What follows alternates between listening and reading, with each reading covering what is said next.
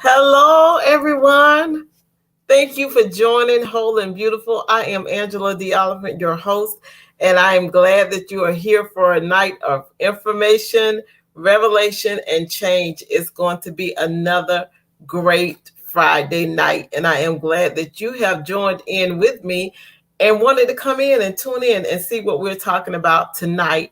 Before we get to the show tonight, I just wanted to share with you all that I do a show called Couples Conversations, which you saw it re-air like last week. I am asking that if you know of a couple that you would like to be on the show, please let me know at wholebeautiful@gmail.com. Send me an email and I will get in contact with that couple to try to get them on the show because I want to talk to a lot more couples. The Fullers were a blessing, and I am so glad that they joined me last week and the week before. And I'm looking forward to talking to a lot more couples. So if you know of a couple, like I said, if you know of a couple, please let me know at wholebeautiful@gmail.com. Or if you are the couple and you would like to be on Whole and Beautiful, just let me know. And I'll get in contact with you and we can get that all set up so that we can have more couple conversations shows.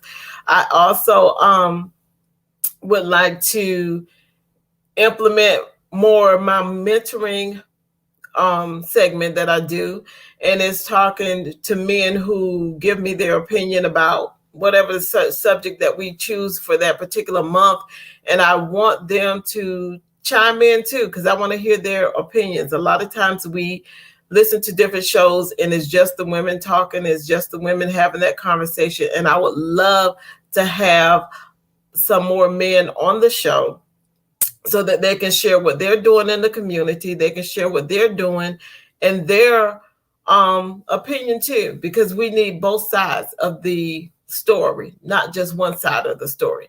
So I would love it if you know of someone that's doing something in the community and that, or know of a man that is mentoring other men or mentoring young men, or you feel like would be a great asset to the show, let me know. wholebeautiful@gmail.com, and I will get in contact with them and see if I can get them on the show.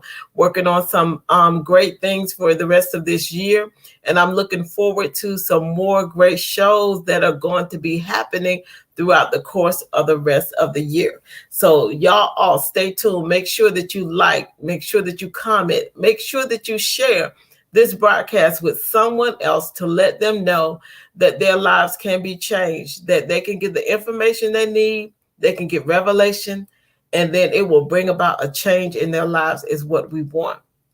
Tonight is going to be a phenomenal night. I have a special guest with me on tonight, and I am so excited that he has agreed to join me here on the show. I'm going to read his bio, and then we're going to bring him in, and we are going to talk to him about the book that he co-authored and some other things that I wanted to share too.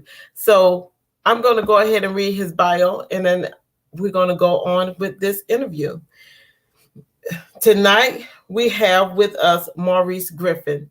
There are two types of people in life: those who express words better verbally and those who express words better written. Maurice L. Griffin is the former. It showed early on in his life as a BC student in English. He did what he had to do to get through school and college, but he knew the importance of communication. Words can create and or take life, along with everything in between. So much so that this was his major in college.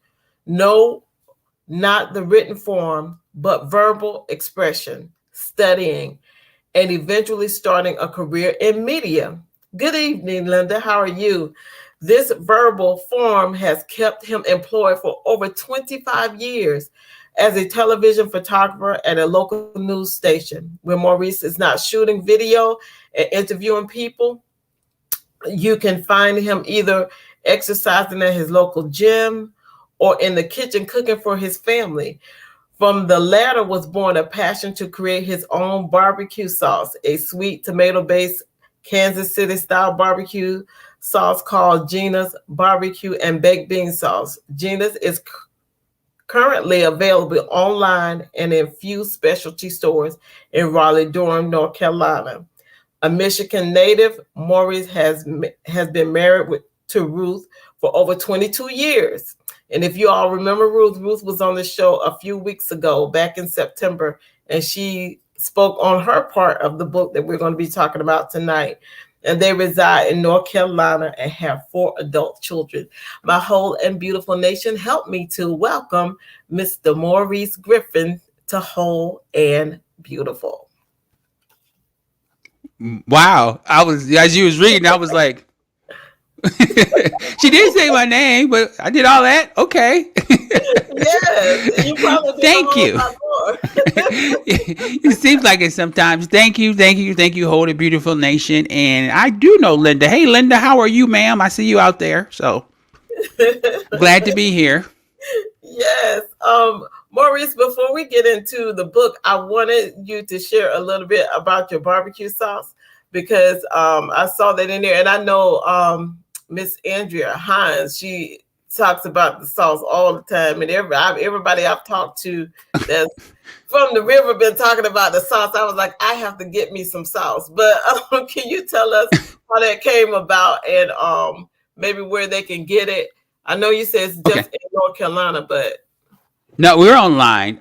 It's called online? Jenna's Barbecue and Baked Bean Sauce. Okay. How it pretty much came about is I came from, and your viewers will probably know, you probably know, I came from that traditional African American black family where grandma's house was ground zero for us. And after church and then after, even though I didn't attend church at that time, like Sunday afternoons, we go over grandma's house. And when she was younger, she would cook something and it would just, impromptu, feast would break out because like a lot of my aunts and uncles and cousins lived there. So I grew up like that and just kind of just knew the fondness and the enjoying how food can actually calm you down and it's an equalizer. And so as I got older, I realized that, hey, I like that. I like to cook. I like to do this. So I was the guy who kind of paid attention to certain things in the kitchen. So little did I know, I picked it up. And so when I moved from Michigan to North Carolina, it was a lot warmer down here. So a lot of times I would grill out because the seasons were much different. It was longer. So I learned from my mom's friend who used to cook, and he grilled out a lot. I kind of seen him doctor barbecue sauce, so I was like, he's on to something, and I kind of liked it. So I kind of watched what he did, and I kind of took that and kind of made it my own a little bit. And so when I would cook out and give and cook out to, and I would come from that family that if you came over and we cooked, you gonna eat. You gonna be full. You gonna eat. So So I would have like church friends over and stuff, and people were like, they were just raving. This, who's barbecue sauce in this? And I was like, well, it's this store-bought brand, and I just kind of doctored it up. And people were like, you really need to do this. You really need to do this. And I was like, yeah, okay. So after kind of about a year or two or so, I just kind of said, okay, let's try it. I like to cook. Everybody keeps saying it. Everybody keeps liking it. So I just kind of went to the store one day and kind of came across the barbecue sauce aisle, and I went and picked up the most expensive one, the one in between it, and the one at the end. And I kind of went through the ingredients and barbecue sauce. I was like, okay, these are the four or five base ingredients that a barbecue sauce is. Then I went home and went through my spice cabinet and kind of smelled all the spices. So I said, I'll try this. So I tried, I think it was I tried it in like the about third or fourth time I had what I call is Jenna sweet, because I have two styles. I have a sweet and a sweet heat. Okay. So I tried and kind of, and I gave it out the first time, and one of the people kind of gave me some honest feedback. So when I went back, I kind of omitted two ingredients and like added one, or like I think I traded out and ended up with Jenna sweet. And then like I said, the fourth time I had it. And so when I gave it out, people were going crazy. I was literally shocked. I was like, would you buy this? And people were like eating it on everything. I mean, like pizza. Like one guy even told me that his daughters was eating it on Angel Food Cake. And I was like, you know what? To each his own. If you like it, you like it. And Yes. so I was like, what? And I was just, and the only, I guess, feedback or critique I got was like, if you can make a spicy version of this, you're going to be on to something. So Ruth, my wife, I don't like spicy food. So I was like, okay, I need a spice that's not hot. I need it with flavor. So she Right. recommended, the first one she recommended, I tried it, and like on 2 times I had what I call my Jenna sweet heat barbecue sauce. So at that point, I created it in about literally about a month, 5 or 6 weeks. That was the easy part. The Wow. business part, yeah. Yeah. Nobody told me. So, you know, I launched it. I kind of got everything together and realized, when you deal with food, you kind of deal with a lot of stuff. There's a lot of more Right. regulations. You write a book, you send it out. You make barbecue sauce, you got to go through a lot. So Yes. I learned that very quickly, and the cost of it. So in 2012, I launched it, and then Okay. and I launched it, and we were just kind of been slowly building it since then. And I have a website. The website is www.jenasbbq.com. That's jenasbbq.com. And we're in a couple local specialty stores here in Raleigh, but we're on the web, so we'll ship it anywhere if you want it. So that's it in a Okay. nutshell. All right. Well, I have to get online after the show so I can order my sauce. Okay. Everybody's been talking about the sauce, so I was like, I got to get me some. And the funny thing is, if you were at my house now, you would smell it because I just had an order come in, so I had to make some more. So I was actually frantically, I'm telling on myself, frantically kind of whipping up a couple batches tonight. So, Uh, so matter of fact, so I'm actually working on it. So okay. Wow. Oh, it's like that is great though. I think that is awesome that you have the barbecue sauce out there and it's doing so well. And I everybody on here tonight that gets on it, even that people that gets on the replay, make sure you order some sauce too, and and give like us some feedback. yes, and if you are in the Raleigh Durham area, I'm at the Butcher's Market in Raleigh, Bedford Place, which is North Raleigh, and in Holly Springs. Okay. All right then. Well, we're gonna switch gears on to the book. When Ruth came on, as everybody know that was listening a few weeks ago, we talked about the book When Love is Angry, and we talked to Ruth, and she gave us her side, and she talked a little bit about what was going on with her. And I was like, we need to talk to your husband too. And she was like, yeah, he would be good to be on your show. So I wanted to ask you, because I asked Ruth this too, but I wanted to ask you, how did you come about with the title of the book? Because she said it was you that came about with the title. The title came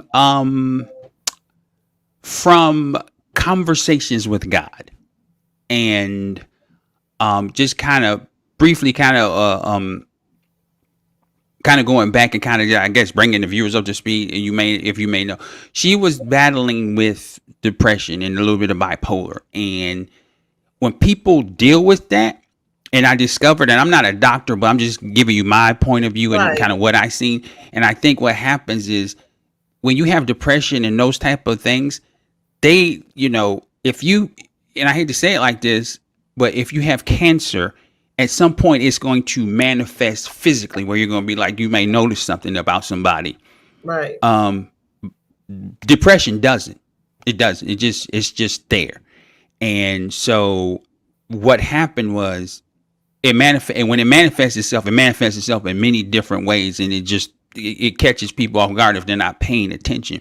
And it did that to me. So the way it manifested in my wife when she was having these episodes or going through something that triggered it, she would have outbursts, and I just couldn't figure out why. The littlest things would just set her off, and I'm just like, okay, what's going on here?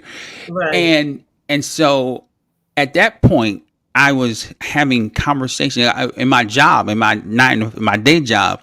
I spend a lot of time in the car, traveling around the area, and usually traveling out of town every quarter. So I spent a lot of time in the car, and I was just having conversations like this with God, and I was just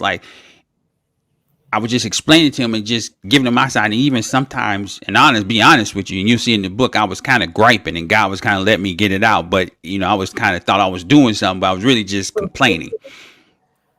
And one day I was just thinking to myself, and I was having one of those complaining sessions. That's what it was. I just came to the point. I was like, my wife is angry. And it dawned on me like she's angry. And I was like, I don't know if it's at me. I don't know if what's going on. I don't know if it's something in the past, but that's what I noticed. It's like she's angry. And so that's where the title came from, because as I begin to walk through that, and as God revealed it to me, and as the book came about, when I finally said, okay, I'm gonna try this and write it. I was like, I need a title, and it really, as I said, I need a title, and I was like, well, when love is angry. I knew she loved me. I loved her, Right. but it was an anger. So it really does. I was like, what happens when love is angry? And I was like, that's the title. So nothing deep. It was just that was Yeah. just it. I love. I was saying that I really love the title because sometimes we see just the love part, and a lot of people don't say anything about the angry part, and they can be angry, but it's that love is still there, even Mm-hmm. though you may be angry about something or at someone. The love is still there for each other, and I thought that the title was powerful. I love the title, and I wanted to ask you, when you were writing the book, did you write your part first and then Ruth came in, or were y'all writing that simultaneously together? No, I written my part first, because I just I guess God had given it to me, and basically kind of how I came about the book is I was actually on the road, one of those trips, and I was in, and we had to we were traveling kind of across the state, so I had to leave like 3-4 o'clock in the morning. I had to be on the road, so at 3 or 4 o'clock in the morning, if you've ever been up and driving, it's really, honestly, it's really peaceful. Yes. And it's just, and so I had like a 4 hour or 5 hour drive, so I was just kind of lost in my thoughts. And the day before, and I think the title kind of reflects to me a little bit too, because the day before I had an encounter with a close family member who was dealing with some chemical dependence issues that we didn't know at the time, but they had called me, and kind of upset me. So as I was fast forward the next day, I was driving, and I started just kind of, as my mind was wandering, kind of letting it wander as I was driving. That came back, and I just remember just thinking to myself, just having those emotions, like, oh. And God just began to talk to me about depression in my wife, and I was just really kind of blown away.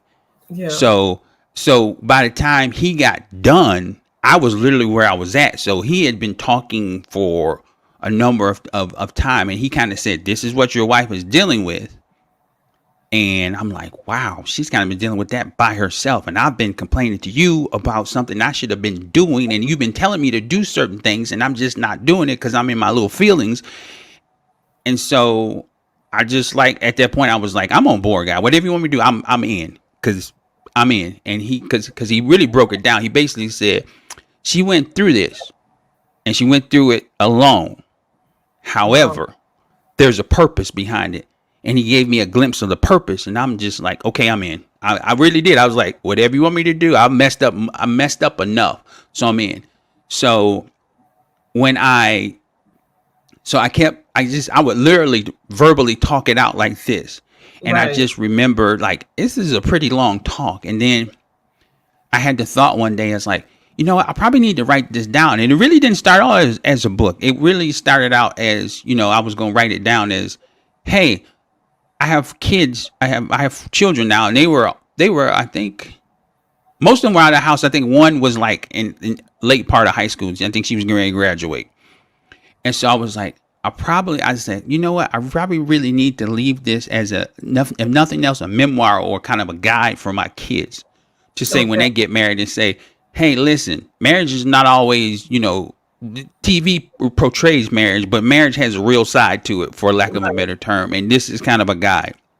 And so I was like, maybe I'll do that. But then something that, God was like, you probably should, and I was like, maybe I should write a book. And I really did. It was like that. Maybe I should write a book. And I was like, and I go back to what I said. I was like, I'm not really good at writing. I'm okay at it. And I was just like, but I was like, you know what? I'm just gonna do it.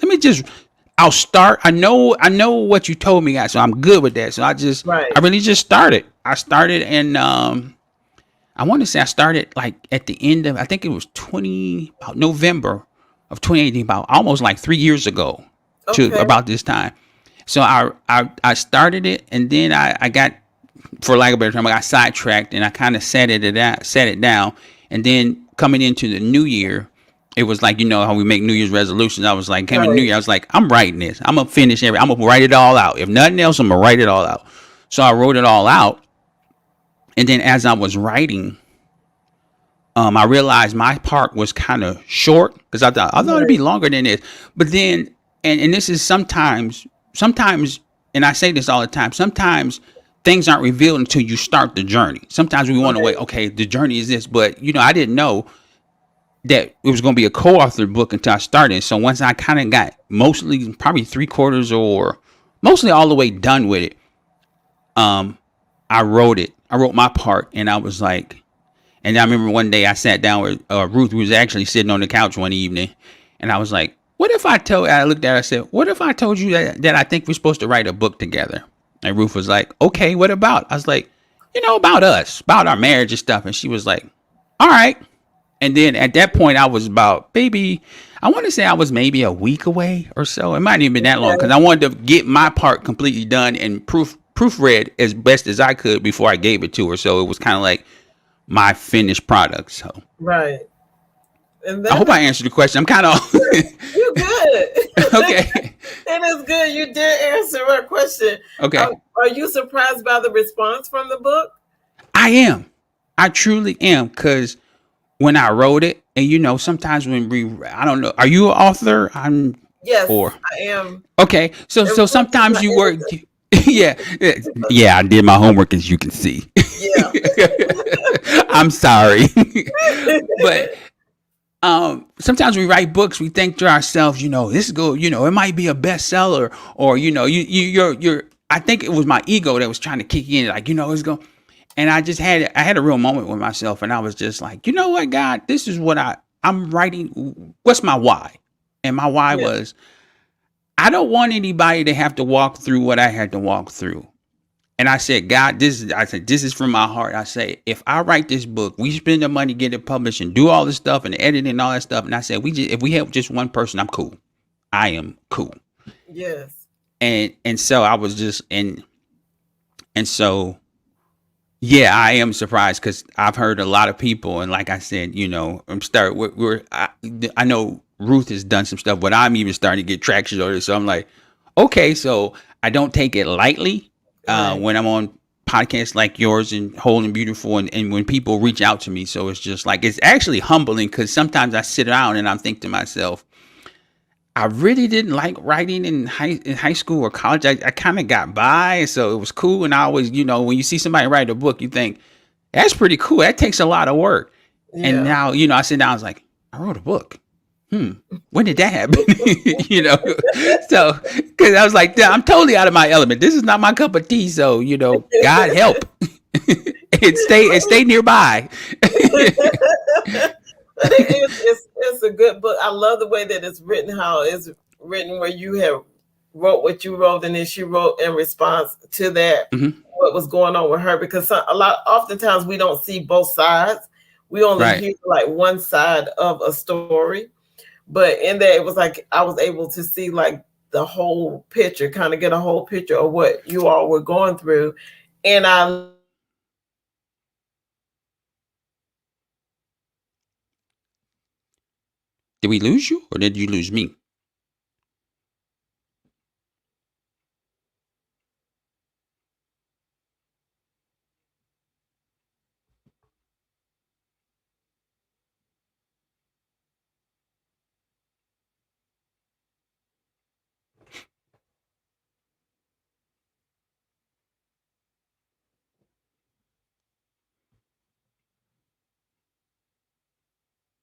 oh wow. Okay, we're back. You're back? I'm here. Okay. I don't know what happened. This has never happened before. Oh,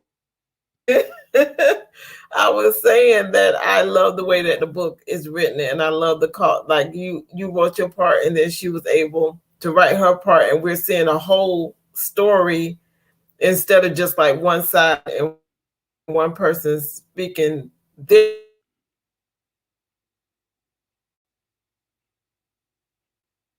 I think we lost you again. Oh, Maurice. Okay, I'm back. All right. Let me get to Okay. let's see. I wanted to read this one part, and you talked about it just a little bit ago, but I wanted to read this part of it of the book where it says, and it was your part of the book where you said undealt with frustration can, and more times than not, will lead to helplessness. When you feel you can't have a real conversation with the person you pledged your life to, it can leave you with a feeling of despair. This was for me, and I found even though I thought I was sharing my concerns with God, I was simply just fussing about my wife to him. And I read that with somebody else, and it was the opposite because she was saying that she was going to the Lord to talk to the Lord, but she was saying she was fussing about her husband and not looking for the change. And God began to speak to her about her changing and her doing what she needed to do. Um, in those instances, because you've been talking about how God was talking to you throughout the whole entire thing. Whereas that like you were saying during your morning time or throughout the course of the day, was he showing you different things concerning Ruth or just concerning yourself? It was just, I want to say it was probably all throughout the day or stuff. It was, and see, a lot of times, we want to, I think we think it's a big thing. It's the Right, practical thing. Because here's an example, and it's in the book. Um, like in the mornings, like you said it before, I get up in the mornings, I exercise. I try to do it before I go to work. So a lot of times I'm up when it's still dark out. And I would get up and try to be as quiet as possible and get out the house. And God would simply say to me, "Kiss your wife before you leave." I know, and I would be like, and I would literally be like, "Well, she's sleeping. She went to bed late and she's up, and I don't want to wake her." And I was just saying this stuff and walking out the house saying, "I don't want to wake her." And that was God telling me to do. That was the voice. I looking back on it like that was God telling me to do that, right, and just a simple practical thing, or say something to her, or just just little things. And so that was where I missed it. So when I would get in the car, I'd be fussing and complaining and be like, well, she can't do this or she doesn't do this. And I was like reenacting stuff. And so I think God was kind of like, well, I'm telling you to do stuff so I can get into it and make it work, but you won't right. do it, but you'll complain. And it kind of got to the point, and this is where I'm at, where I was just going through that, and I wonder, and even now that I think about it, I was like, I wonder how long it would have been had I just listened. Would I have went through all that? Wow. Would Ruth had went through all that? Could we have worked it out quicker? Could we have got on that path quicker had I just simply started listening? And I didn't. And so here's the thing that I say to people all the time, and it's like the crux of the book for me. And my point is real simple. If you read the book and you see yourself doing what I did, stop. Don't do it, because you're going to walk down the path that you're going to have an encounter with sovereign God.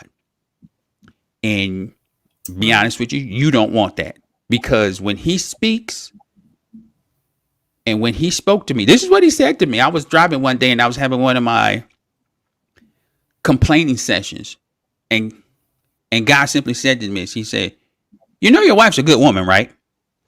That's it.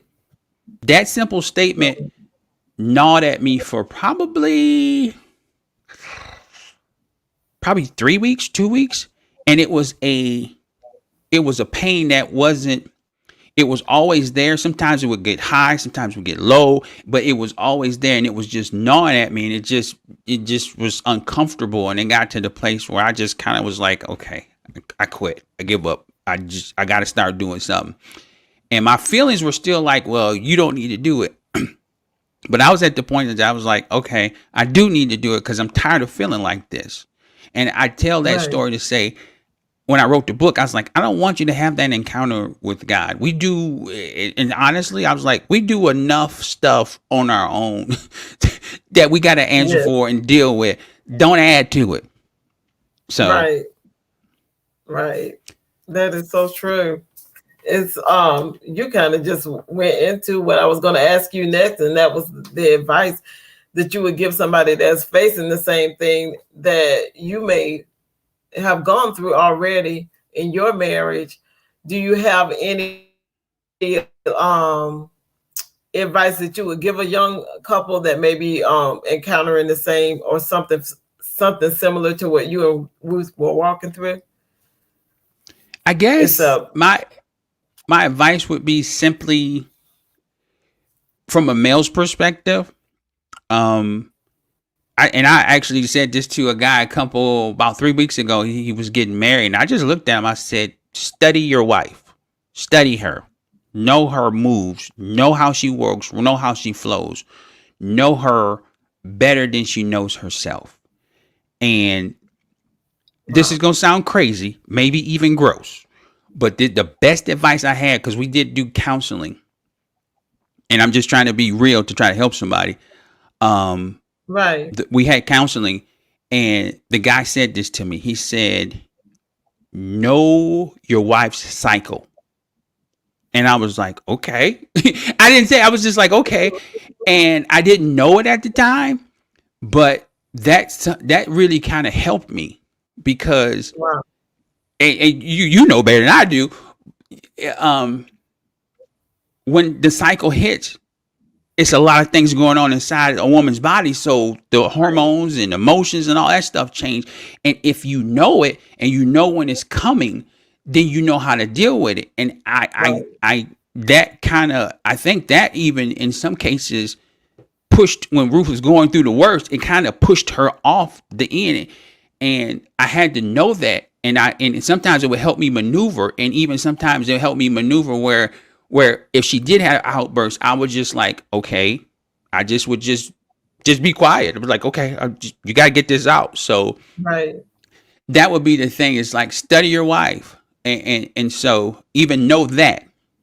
Um, the second one is you got to know when you get into a marriage, you're marrying the whole person, and Wow. sometimes things aren't revealed until implementation occurs. Like I said that before. And sometimes things aren't revealed until a person is in a marriage and they get comfortable with you and you grow together. And as you grow together, layers begin to get peeled back. And that's on Right. both ends. And you start realizing the person that you are married may have something in them because the dating is a dating and you kind of learning and you always have your best foot forward and you're doing hair is all made, Yeah. your face is, guys is always manicured and you smell good and your nails Mhm. is clean and this that and the other. But when you get married, if you ate something bad, that person's got going to deal with it. Like you. I'm sorry, but it's just like you're gonna deal with it. Some days you work Yeah. out, but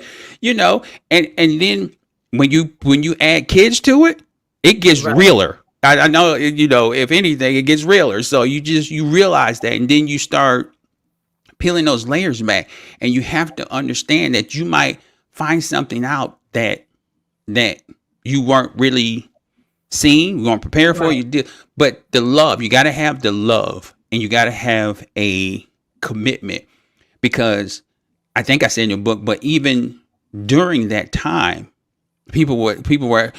You probably see the book and say, "What was he thinking?" When we got married, there was one thing that was off the table, and that was divorce. It wasn't an option. It wasn't up. It wasn't. It just was not an option. This is to Right. death do us part, point blank, period. Because I had seen both of us came from broken homes, so we were like, Right. mm-mm, We know what that's like, even from afar, what that can cost you and cost generations down. So we was like, this ain't an option. So you gotta realize the bad. And sometimes I would even recommend to couples, weigh the bad before you weigh the good, because a lot of times the Right. world will tell you about the benefits. You know, you get somebody to be intimate with. You get somebody who's a caretaker. You get somebody who may clean your clothes or wash, and you get an extra income if both of you are working. Those are the benefits. The real reality of marriage is that when you come into a marriage, you are supposed to represent God. It's supposed to be a representation of God. So, Right. Yeah. and the last one is, and you made me think of one. I'm sorry. Go go The last one is that true love takes blows. And what I mean by that is like for instance, if you take out the garbage, your wife, you take out the garbage, and maybe you just didn't feel like taking out the garbage that morning, or you just forgot or whatever, and you may come home after a long day, and your wife just, and I'm just using wife, may just go off on you like, well, I told you to take out the garbage, now our house stinks, and blah blah blah blah blah blah. And Yeah. you may be, as a man, that we're egocentric, so you just like, you be like, whoa whoa whoa whoa, your first might be like, who you talking to? I'm the head of the house. How you slow your roll? That may be your first thought. But Right. reality and love will say, you know what? Something, and you may know it, but that's why it comes back to studying your wife. You may like, something's up. Right. So, and you may say, you know what? Let me just take out this garbage. And you may look at her and say, I'm sorry. Let me go. And you may stop whatever you do to take out the garbage. And she still may be cussing you out. And you have to say, I'm gonna take out the garbage, come back, and she may still be mad. I'm just tired of you doing, and then you may Yeah. say, look, I'm sorry. And then she still may go off. At that point, you just let it go. And you might be like, you know what? I'm going to take this blow. Then I'm going to let her calm down. And I'm just using, and it goes both ways, or let him calm down. And Right. then at that point, double back. Maybe it's a day later, maybe it's something, and say, hey, let's talk about this. I know I'm sorry for not taking out the garbage, but you really kind of went in. You went a little extra. So what's going on? Was something bothering you? Was it something? And honestly, you may not even get an answer. I'm just tired of saying, repeating myself. And you may say, okay, but that's what love does. True love, it just kind of is patient. Like the Bible is patient, it's kind. Mm-hmm. Even though it doesn't say it's patient and kind when you get patient, it's kind of says it's patient, it's kind. It Right. gives it first. So, Yes. and when and see, that's where it is. And if you build that, and that person, it may take that person a while to come to you, but if when you realize that a person will love you even when you're Yes. wrong, and they see you and you got that, that'll make you smile. I mean, that'll make you, it really does. It'll make you like, this is a real one right here. Yeah, I just, Right. and you think about stuff like that. I have you text them in a day. Hey, I love you. You're like, what's this text for? Because you had a thought. You realize that person loves you. No matter what you do, they're in it for you. And that just does something, man and women, just does something for your soul. Yes. It really does. Um, what advice would you give the 21-year-old Maurice if you could go back and talk to him at that point in time where he was? Communicate. Talk to your wife. You know, those are things I kind of learned. Talk to her, Right. communicate, study her, learn who she is, and engage. Wow. That is awesome. I love it. I love it. And guys, again, this is the book. This is the book. This is the book. I know it's like not showing up real good, but When Love is Angry, I love the book. It's helped me a lot. I had told Ruth the same thing. It's helped me a lot. I've been going back and rereading some things and highlighting and writing notes to the side and studying some things because it's like later on in life I started learning some things and went through a divorce. And in the beginning, I was saying that it was not on the table for me, but I had to realize that it takes two people. So it's like right now I'm going and I'm reading this and I'm like, okay, I'm learning more about myself, and I thank you and I thank your wife for writing the book. I thank you for listening to God and starting to write your part and then taking it to her because it is helping me a lot, and I appreciate that.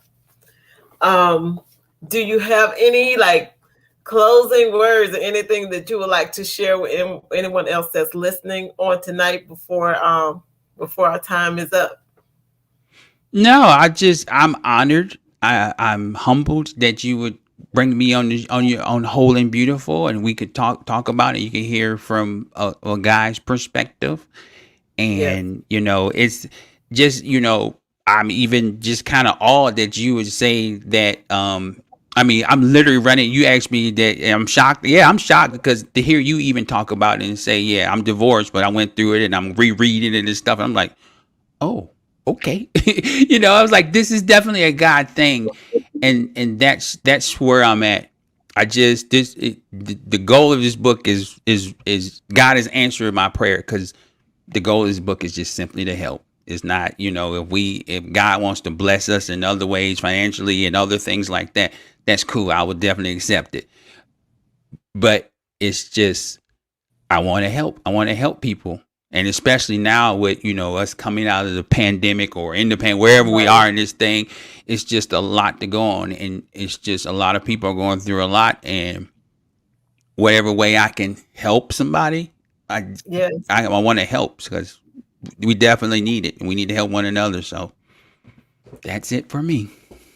All right. I thank you so much. And guys, I wanted to show you this if I can show it just a little bit. This is a 78 shirt. This is a shirt my sister Linda Cooks had done. She did it like some years ago. But the reason why I wanted to bring the shirt up is because at the bottom it says a perfect new beginning.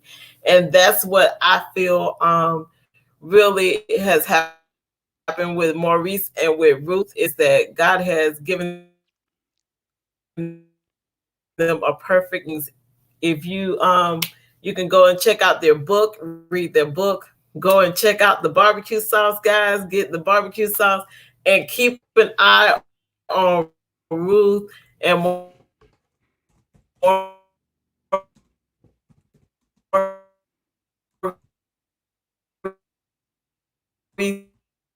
because you're gonna see them a lot. It's gonna it's just I see so much greatness there, and I'm so glad that God has afforded me the opportunity to meet to come on the show tonight.